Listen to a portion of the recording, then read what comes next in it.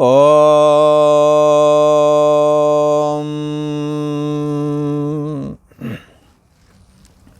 श्री योग वासिष्ठ के उत्पत्ति प्रकरण में श्री वशिष्ठ जी महाराज बोले, हे राम जी, राजा लवण के अंदर में, मन के अंदर में चांडाल की प्रतिभा फुराई, जिससे उसने अपने को चांडाल रूप देखा और एक चांडाली के साथ विवाह भी किया। उस विवाह में बड़ा ही उनका फंक्शन हुआ। विवाह का दिन नियत किया गया और वो चांडाल तो कहते हंसते और नृत्य करते थे, पर राजा लवण कह रहा, मेरे को तो ऐसा लगता था मेरे पाप ही नाच रहे हों। राजा बोले, हे मंत्रियों, हे साधो, बहुत क्या कहूँ, मेरा और चांडाली के साथ जब विवाह हो गया तो 7 दिन तक विवाह का महोत्सव चला। चांडाल खूब नाचे, खूब पिया खाया, 7 दिन विवाह का उत्साह रहा। फिर वहाँ एक मैं एक बड़ा चांडाल हुआ, सबका मुखिया, चांडालों का मुखिया मैं बन गया। 8 महीने तक, हे मंत्रियों, फिर मैं उसी स्थान में रहा। कितने महीने? 8 महीने। और राजा को मोरपुच्छ घुमाया था तो 2 मुहूर्त के लिए बेहोश हुआ था। उस 2 मुहूर्त की बेहोशी के अंदर में ये जगत देख लिया। 8 महीने चांडालों का मुखिया बन के रहा है। अभी बताएंगे आगे क्या क्या गति हुई इसकी। कहते हैं राजा लवण की एक मैं बहुत बड़ा चांडाल हुआ। 8 महीने वहाँ रह के फिर मैं और स्थानों में रहा। निदान वह चांडाली गर्भवती हो गई और उससे एक कन्या उत्पन्न हुई और जो शीघ्र ही बढ़ने लगी। और 3 वर्ष पीछे एक बालक पैदा हुआ, लड़का पैदा हुआ। पहले लड़की और 3 साल बाद एक लड़का पैदा हो गया। और फिर एक पुत्र हुआ और एक कन्या हुई। हाँ, फिर एक पुत्र हुआ और एक कन्या और उत्पन्न, मतलब 2 लड़का और 2 लड़कियां हो गई। इसी प्रकार उससे 3 पुत्र और 3 कन्या उत्पन्न हुई उस चांडाली से, जिससे राजा लवण का विवाह हुआ। हे मंत्रियों, वहां मैं एक बड़ा परिवारवान चांडाल हुआ, बड़े परिवार वाला चांडाल हुआ था, साधारण नहीं था। 3 लड़का 3 लड़कियां। उस चांडाली सहित में चिरकाल पर्यंत चांडालों में विचरता रहा मुखिया बन करके। और जैसे जाल में पक्षी बंध जाता है, तैसे मैं भी उन अपने बांधवों में बंध गया। साधो, उनमें मैंने बड़े कष्ट पाए हैं। उन बांधवों में मैं बंध गया था, मैंने बड़े कष्ट पाए हैं। प्रथम जिस सिर में रेशम का वस्त्र चुभा करता था हमारे शरीर में, उस सिर पर मैं भार उठा करके चलता था। लकड़ी का बोझा, अनेकों प्रकार के बोझा सिर पे लाद के चलता था। अब ये आप विचार लीजिए, 2 मुहूर्त के समय के लिए बेहोशी आई थी मोरपुच्छ घुमाने के कारण। वो जादूगर ने मोरपुच्छ घुमाया था यूं यूं करके। 2 मुहूर्त बेहोशी आई। 2 मुहूर्त में इसने कितना बड़ा पीरियड देखा है। पहले तो इसने कहा कि काफ़ी समय तक बना रहा, फिर 3 लड़का और 3 लड़कियां पैदा हुई। तो ये ऐसा तो हो ना गई होगी, 6 साल तो लगी गए होंगे कम से कम, जब बिल्कुल गैप ना हुआ होगा। और गैप अगर हो गया होगा तो कम से कम 10-12 साल में ये हो पाया होगा। और 2 मुहूर्त के समय बेहोश रहा अपने सिंहासन पर, कहीं गया नहीं था। ये मन में जैसा होता है वैसा ही भाषित होने लगता है। मन में चांडालों की प्रतिभा भास आई और उसने मानसिक तौर पर ये सब देखा, जो ऐसा लगता था कि मैं देश देशांतर में चांडालों की बस्ती में पहुंच गया हूं। मन में जो होता है वही भाषित होता है। मन में मैं हूं, देह के संबंधी मेरे हैं, ये भरा पड़ा है। जगत की सत्यता भरी पड़ी है। ये जब कब तक रहेगी, ये तब तक बनी ही रहेगी जब तक कि हम इसे अपने मन से निकालेंगे नहीं। कोई भी किसी के निश्चय को बदल नहीं सकता। जब सतशास्त्र और साधु समागम प्राप्त होता है, जब अगले आदमी को ये बात एहसास होती है कि मैं गलत हूँ, तो वो गलती सुधार लेता है। परंतु जो गलती को सुधारना ही ना चाहे, जो अपने को गलत माने ही ना, उसको कौन सुधार सकता। जैसे किसी के यहाँ खारे पानी का कुआं था और उसने मेहनत, एक ने और मेहनत की, उसके यहाँ मीठे पानी का कुआं निकल आया। तब उस इलाके का एक मोहल्ला ये बोला कि हम तो खारे कुएं का पानी ही पीऊँगा। बोले क्यों? बोले इसलिए पीऊँगा क्योंकि हमारे परिवार में, हमारे कुनबा में तो खारा ही पानी पीते आए हैं। बोले पानी तो मीठा निकल आया, उस समय तो था नहीं, इसलिए पीते होंगे। अब देखो मीठा पानी नहीं पीने जा रहे हैं, एक आग्रह से बंधे हुए हैं। बंधुओं, सत्य की खोज करने के लिए हमें आग्रह से नहीं बंधना है, किसी मजहब या किसी संप्रदाय आदि का सहारा तो एक साधुता का रास्ता तय करने के लिए किया जाता है। सत्य किसी के लिए किसी की अपेक्षा नहीं रखता है, मत मतांतर संप्रदाय आदि की। सत्य की खोज निरपेक्ष होकर के करना चाहिए, बुद्धि को निरपेक्ष होकर के विचार करने देना चाहिए, ना कि किसी रूढ़वादिता में बंध करके हमारे यहाँ ये रीति है, हमारे यहाँ वो रीति है।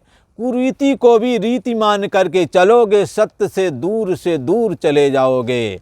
इसलिए एको सद विप्रा बहुधा वदन्ति है, एक ही सत्य है जो सब में समाया हुआ है, जिसे उपनिषद ने वर्णन किया है, गीता शास्त्र ने वर्णन किया है, भागवत शास्त्र ने वर्णन किया है।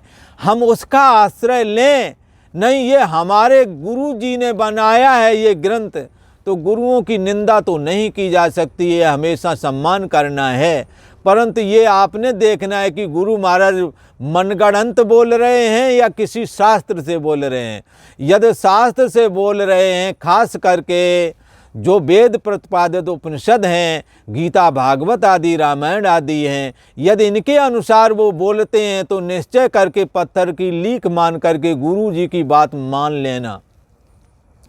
जो शास्त्र विरुद्ध, सिद्धांत विरुद्ध बोल रहे हैं, सत्य को ढकने वाले वचन कह रहे हैं, जो लोका अपवाद को ग्रहण करके बोल रहे हैं, जो सच्चाई को परे करके बोल रहे हैं, उनकी बात स्वीकार करना योग्य नहीं है। क्योंकि किसी लोभ लालच बसात बोल रहे हैं, किसी कारण बोल रहे हैं, तो ऐसी बात को कभी स्वीकार न करना चाहिए उसको जिसने सत्य की खोज करना है। सत्य की खोज निरपेक्ष दिमाग से, स्वतंत्र विचार से, उपनिषद शास्त्र की मदद से ही होता है। कोई कहेगा नहीं आप अपने उपनिषद शास्त्र बता रहे हो तो वो किसी का तुम कटिंग कर रहे हो। बंधुओं, उपनिषद शास्त्र ही एकमात्र शास्त्र ऐसा है जो अतातो ब्रह्म जिज्ञासा, ब्रह्म की जिज्ञासा के लिए ही वेद का वेदांत भाग ये कहा गया है। ये अनादिकाल का पूर्वतरम कृतम, पूर्व से पूर्व के ऋषि महर्षियों ने जैसे सत्य को जाना है, वैसे ही हम और आप भी उस सत्य को जानें। और उन ऋषि महर्षियों ने ये बात कही है कि तुम्हारा मन ही वासना से ग्रसित होकर के रूढ़वादिता में पड़ करके नाना प्रकार के सतमार्ग से वंचित करने वाले जो मार्ग हैं उन मार्गों में चला जाता है, विषय लोलुपता में चला जाता है और अन्य जगह चला जाता है, सत्य की खोज से वंचित रह जाता है। जैसे बचपनों में खेलों की ओर जाता है तो जवानी में स्त्री और पुरुषों में जाता है, और बुढ़ापे में जो जवानी में किया स्त्री और पुरुषों ने मिलकर उसकी वासना तृष्णा का रूप ले लेती है, और तृष्णा शापिन कहीं नहीं जा रहा, और बुढ़ापे में तृष्णा के द्वारा ये जलता है और बुढ़ापा किसी काम का नहीं रहता। और यदि बुढ़ापे में कोई समझ आ जाए तो उनकी वही गति होती है जिसके लिए कवियों ने कहा है, जब जीवन निकल गया तो जीने का ढंग आया, जब समा बुझ गई तो महफिल में रंग आया। फिर क्या होता है, जब आपका शरीर काम का नहीं रहेगा। इसलिए शरीर जब तक समर्थ है, सत्य की खोज के लिए इस मन की चाल को समझो। ये मन में अपार सामर्थ्य है। ये जहाँ जगत नहीं वहाँ जगत दिखा सकता है। ये जगत मन की कल्पना है। जैसे राजा लवण को मन के अंदर चांडाल की प्रतिभा फुर रही है और उसमें नाना प्रकार का कष्ट उठा रहा है, ठीक ऐसे हम और आपके अंदर में भी मन के अंदर देह और जगत की सत्यता की फुरना फुर रही है, प्रतिभा फुर आई है। इससे बचने का उपाय कि इसको मन से निकालें। कैसे निकालें? निकालने के लिए कहा है अभ्यासेन तू कौन्ते वैराग्येण च गृह्यते। अभ्यास करना है परम ब्रह्म परमात्मा का। कैसे? सोहम अस्मि, वो मैं ही हूँ, ऐसी भावना करके अभ्यास करना है और वैराग्य करना है विषयों से। ये बाद में पहले तो दोष दृष्टि करके वैराग्य करना है और बाद में मिथ्यात्व दृष्टि का आश्रय करके, अरे जिनको तुम सुख रूप समझ करके प्रवृत्त होते हो और दुख रूप समझ करके दूर भागते हो, दुख रूप समझ करके जिनसे दूर भागते हो वो तो तुम्हें दुख रूप लगते ही हैं, इसलिए भागते हो। परंतु जिनको तुम सुख रूप समझते हो वो भी दुख ही है।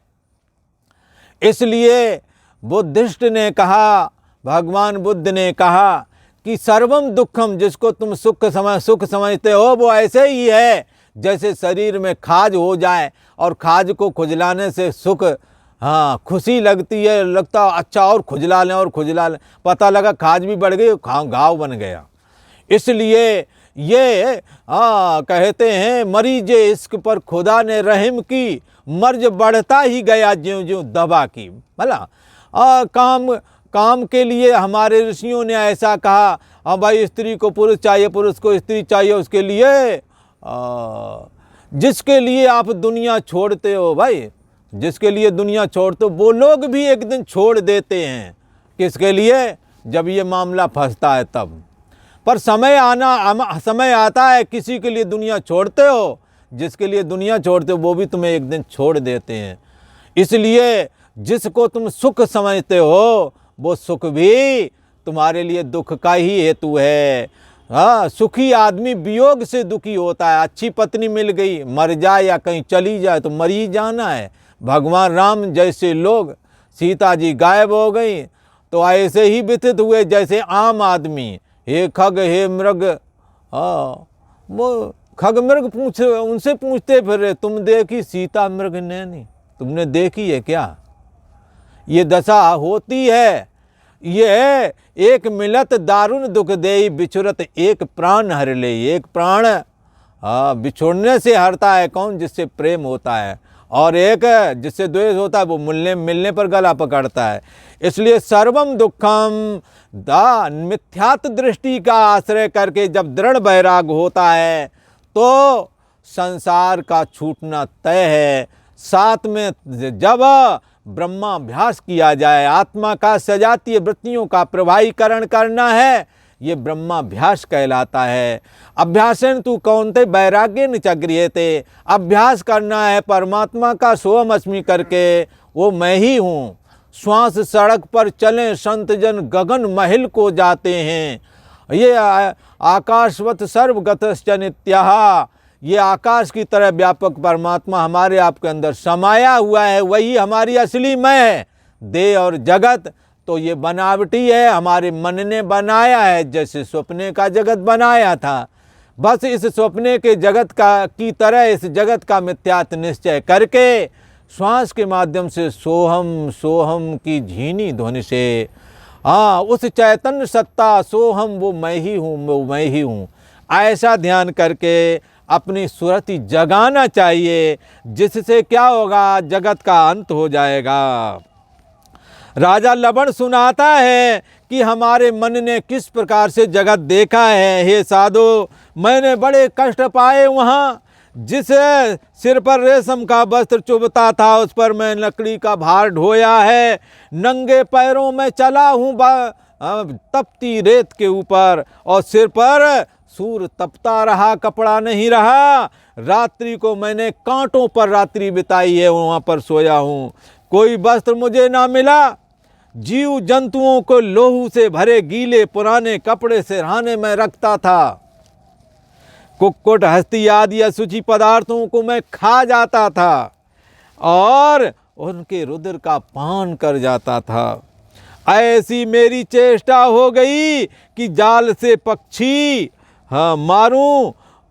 जाल बिछाकर पे पक्षी मारता, बंसी लगा कर के मछलियां मारता, कच्छ मच्छ आदि पकड़ लेता, उनको खा जाता, परिवार वालों को खिलाता। अनेक प्रकार के क्रूर नीच कर्म मैं करने लगा और जैसी कैसी वस्तु जो मिले वही खा जाता था। निदान ऐसी व्यवस्था हो गई कि अस्थि मांस के निमित्त हम आपस में और शीतकाल में अस्थि और मांस के निमित्त हम आपस में लड़े। अच्छा, और शीतकाल में शीत से, उष्ण काल में उष्णता से कष्टवान प्राप्त हो में हाड़ मास के लिए लड़ते थे। सर्दी से कपकपाते थे, गर्मी आए तो गर्मी से तपें, पेड़ नहीं थे। इससे मेरा शरीर बहुत कृश हो गया, मकान अकान तो था नहीं। इससे ये बात जानी जाती है, गंदे कर्म करने वालों को घर भी मुहैया नहीं होता है। वो भले ही दूसरे का खून चूसें तो भी उनका गुजारा नहीं। इसलिए सच्चाई का रास्ता ही ठीक है, जिससे बाद में भगवत भक्ति मिलती है और दुर्लभ ब्रह्म ज्ञान भी प्राप्त होता है। इससे हे मंत्रियों, मेरा शरीर बहुत कृश हो गया, अवस्था भी मेरी वृद्ध हो गई। शमशान भूमि में हमारा बहुत समय व्यतीत हुआ और मांस और रक्त का पान मैं करता रहा। जो हाथी आदि पशु आवे उनको हम मार डालते थे। जैसे चंडिका ने चंड मुंड को मार डाला था, दैत्यों को मार डाला था, ऐसे ही मैं जानवरों को मार डालता था और उनकी आंतड़ें और चमड़े तले के नीचे बिछाता था, उन पर मैं सोता था, सिरहाने उन्हीं को रखता था। ऐसे ही चिरकाल पर्यंत हम चेष्टा करते रहे और बंधुओं में मेरा स्नेह बहुत बढ़ गया था। ऐसे पापाचारी लोगों का अपने आपस के बांधवों में धनपुत्र स्त्री आदि में बड़ा मोह होता है।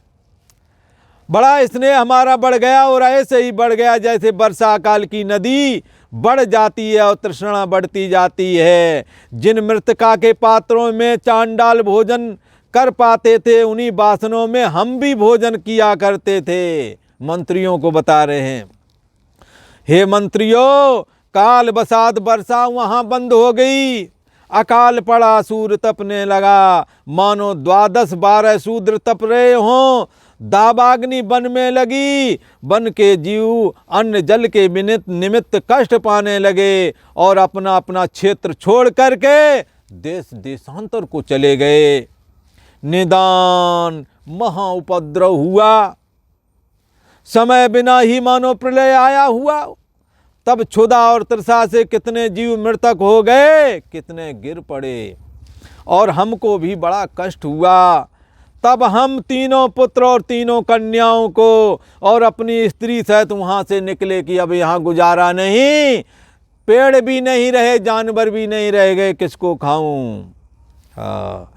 तो निकले और वहाँ अन्न जल, जहाँ अन्न और जल की सुने वहीं जावें, पर वहाँ भी हाथ ना मिल लगे, ना अन्न मिले ना पानी मिले। तब हम बहुत शोकवान हुए और शरीर हमारा नीरस सा हो गया। निदान सब ऐसे कष्टवान हुए कि पिता पुत्र को ना संभाले और पिता पुत्र पिता को ना संभाले और पिता पुत्र को ना संभाले।